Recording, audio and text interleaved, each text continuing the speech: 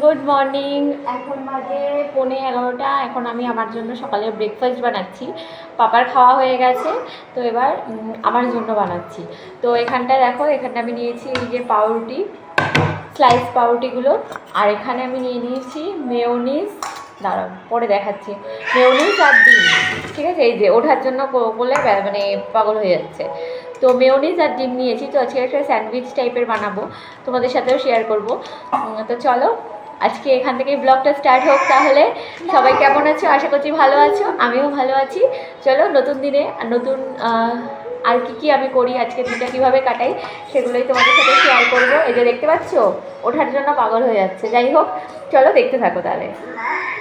Mayonnaise, ডিম আর সসটাও নেবো, সসটা লাগবে আমার। তো এবার এই ডিমটাকে একদম স্ম্যাশ করে নেবো ভালো মতো। ডিমের সাথে পুরো মিক্স করে নেবো, মানে ডিমের সাথে না, সরি, মেয়োনিজের সাথে মিক্স করে নেবো। এবার এই যে এই কুচি কুচি করা পেঁয়াজগুলো এর মধ্যে দিয়ে দিচ্ছি, আর দিয়ে দিচ্ছি একটু গোলমরিচের গুঁড়ো।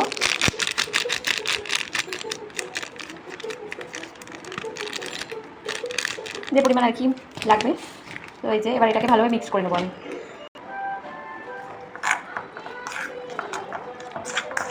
সমস্ত কিছু ভালোভাবে মিক্স করে নিয়েছি এখানটায়। শুধু তো আমার জন্য বানাবো, তো দুটো টোটাল 4-5টা পাউরুটি নিয়েছি, ওর মধ্যেই মিক্স করে নেবো। এবার নিয়ে নিচ্ছি একটা সস।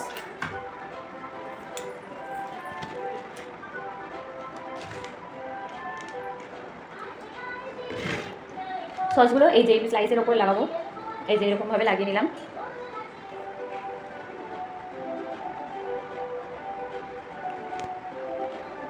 দাঁড়াও দাঁড়াও দাঁড়াও দাঁড়াও দাঁড়াও দাঁড়াও দাঁড়াও, শোনো, হয়ে গেছে আমার, হয়ে গেছে।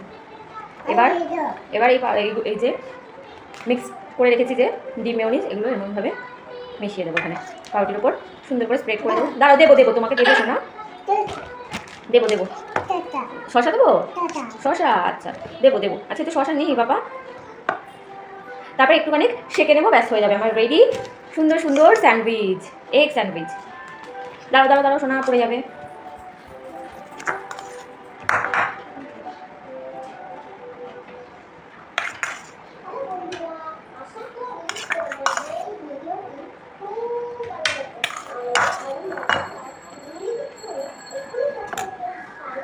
রেডি, কিন্তু প্রবলেম একটা, এটা একটু বেশি পুড়ে গেছে।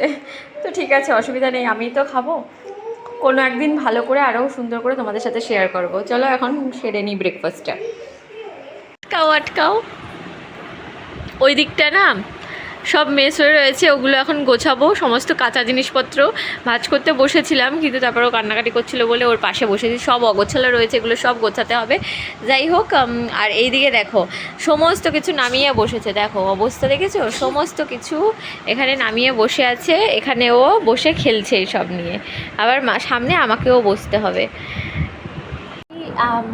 সিম্পল আমার লাইফস্টাইল অ্যান্ড সিম্পল সমস্ত কিছুই অগোছালো, গোছালো একদমই কিছু না।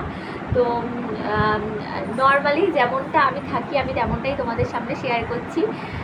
আশা করছি তোমাদের আমার ভিডিওগুলো ভালো লাগবে। আর এটা একদিকে আমার স্মৃতি করে রাখার জন্য ভিডিওগুলো, মানে যাতে পরে ভবিষ্যতে আমি দেখতে পারি, এগুলো দেখে এই সময়গুলোকে মনে করতে পারি, তাই তো বাবা? আচ্ছা আচ্ছা, আমাকে একটা কথা বলো, একটুখানি তোমার চোখটা দেখিয়ে দাও, চোখটা দেখিয়ে দাও। তো দুপুরের পর থেকে আর কোনো রকম ভিডিও শ্যুট করিনি। তো এখন বেরোচ্ছি, এখন বাজে কটা, 5:30-6টার মতো বাজে। তো এখন আমি বেরোচ্ছি একটু, আমরা 3জন মিলে।